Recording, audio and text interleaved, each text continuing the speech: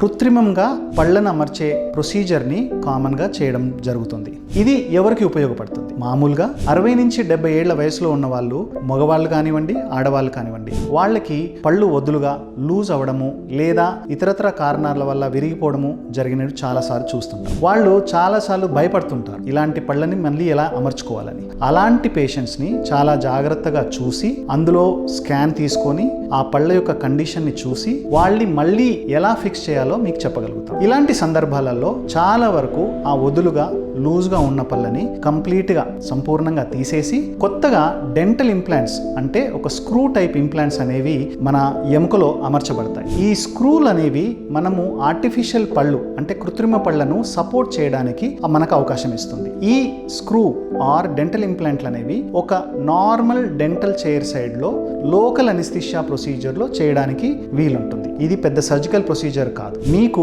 ఒక రోజులో అన్ని పళ్ళు తీసేసి అదే ప్లేస్లో డెంటల్ ఇంప్లాంట్స్ని మినిమల్ పెయిన్లో, చాలా తక్కువ పెయిన్లో అమర్చడానికి వీలవుతుంది. అదేవిధంగా ఈ డెంటల్ ఇంప్లాంట్ సపోర్ట్తో మళ్ళీ ఒక రోజులోనే మీకు ఫిక్స్డ్ టీత్ పెట్టి పంపించడం జరుగుతుంది. అలా చేయడం వల్ల మీకు సామాజికంగా బయట తిరగాలన్నా ఎలాంటి ఇబ్బందులు అవ్వదు. ఎందుకంటే ఆ పళ్ళు ఫిక్స్డ్గా ఉండడం వల్ల మీరు మీ తోటి స్నేహితులతో కానీ కుటుంబ సభ్యులతో కానీ కామన్గా ఎలా మాట్లాడతారో అలా మాట్లాడుకోవచ్చు, తినడానికి కూడా వీలవుతుంది. ఈ ప్రొసీజరు చాలా తక్కువ వ్యవధిలో ఇప్పుడు చేయడానికి వీలవుతుంది. ఇంతకుముందు సందర్భాలలో ఈ డెంటల్ ఇంప్లాంట్స్ పెట్టిన తర్వాత 4 నుంచి 6 నెలలు మామూలు వదులుగా ఉన్న డెంచర్ని వాడాల్సి వస్తుంది. ఒక ఆల్ ఆన్ 4 ప్రొసీజర్ అనో లేదా పళ్ళు ఒక రోజులో అమర్చడం అనో ప్రొసీజర్లో పళ్ళు తీయడము, డెంటల్ ఇంప్లాంట్స్ పెట్టడము, మళ్ళీ యథావిధిగా ఫిక్స్డ్ కృత్రిమ పళ్ళు పెట్టడానికి వీలవుతుంది. ఈ ప్రొసీజర్ వల్ల చాలా మంది ఎస్పెషల్లీ పెద్దవాళ్ళు దాన్ని ఉపయోగించుకొని తమ యొక్క రోజువారీ పనులు